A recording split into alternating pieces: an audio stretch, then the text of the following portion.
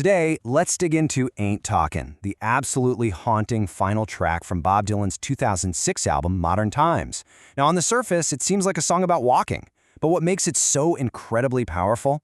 Well, we're about to see that this song feels less like an ending and more like an endless, kind of mysterious journey that just goes on and on. So this is it. This is the line the entire song is built around. It sounds so simple, right? Ain't talkin', just walkin'. But the more you hear it, the more it gets under your skin. Who is this person? Where are they even going? And maybe the biggest question, why stop talking altogether? It's this total withdrawal into just pure, relentless motion that we've really got to unpack. Because, let's be real, this is no ordinary stroll through the park. The song takes this simple act of walking and turns it into something way deeper. And honestly, pretty unsettling. So, let's try to figure it out. What kind of journey is this, really? And what does it tell us about the world he's moving through? Okay, let's get into it. The first thing you really have to wrap your head around is that the motion in this song isn't about getting somewhere at all. It's about being stuck, perpetually in between. It's a journey that is defined by the very fact that it has no destination. You know, the best word for this feeling isn't wandering. Wandering sounds kind of free, like you're curious. No, the right word here is exile.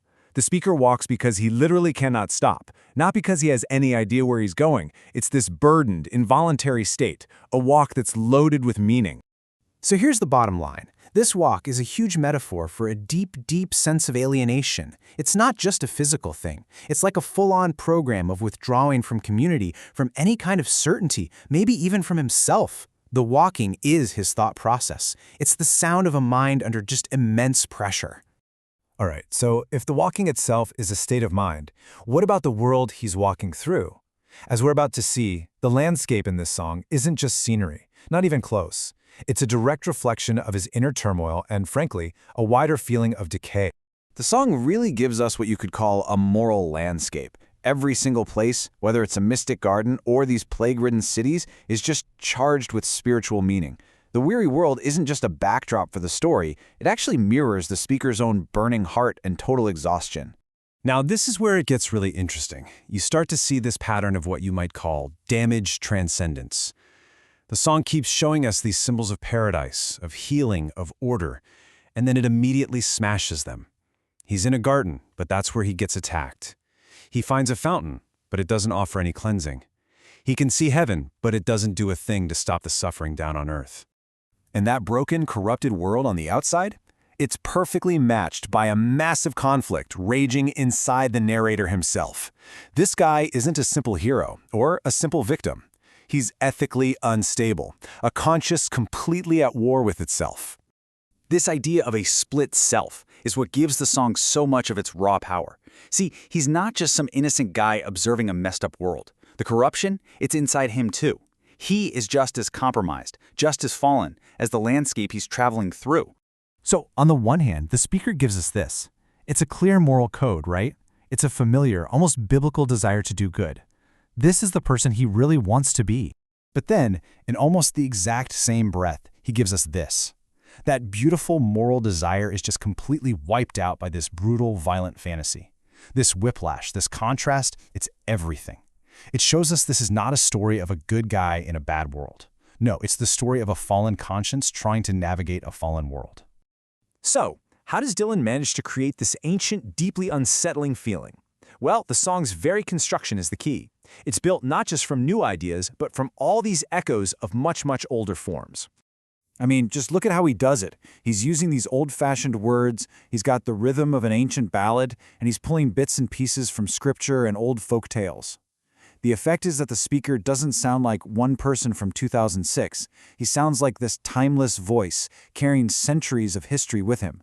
The song feels ancient because the problems it's talking about, exhaustion, cruelty, moral confusion, they never really go away, do they? The whole structure of the song just reinforces this feeling of being trapped in a cycle. You get refrains like this one that just repeat and repeat, but they never offer any kind of release. The longing is always there, but fulfillment never ever arrives. It basically transforms the journey from a straight line into a circle, like a treadmill of consciousness he can't get off. But of course, this is a song. It's not a poem on a page, and the lyrics alone just don't capture its full power. To really get its severe, heavy effect, You have to listen. The sound of it. The sound is everything. I mean, think about how it moves at this deliberate, trudging pace. And Dylan's vocal is so weathered, so restrained, he never explodes with emotion. And that quietness, that understanding, it actually makes the violent lines land with an even greater, colder shock. The dread isn't shouted at you. It just gathers slowly, carried from one line to the next. You know, this whole performance is a perfect example of what critics call late style. It's not about an artist just repeating their old tricks. It's an art form that's marked by this severe kind of wisdom, where all the ambiguity and the formal daring create this dense, unresolved power that just hits you. And its placement as the very last song on the album, that's absolutely crucial. It casts this darker, more haunted light back on everything that came before it. Modern Times doesn't end with a victory or some nice resolution. It ends here, with a voice that just keeps on walking through a damaged world, simply enduring. So in the end, the song leaves us with this powerful, totally unanswered question. It absolutely refuses to give us a simple label for its speaker. Is he a prophet, a penitent asking for forgiveness, or a revenger looking for payback? The truth is, he's all of these things, and none of them. A figure trapped somewhere between judgment and prayer, just walking on toward the world's end.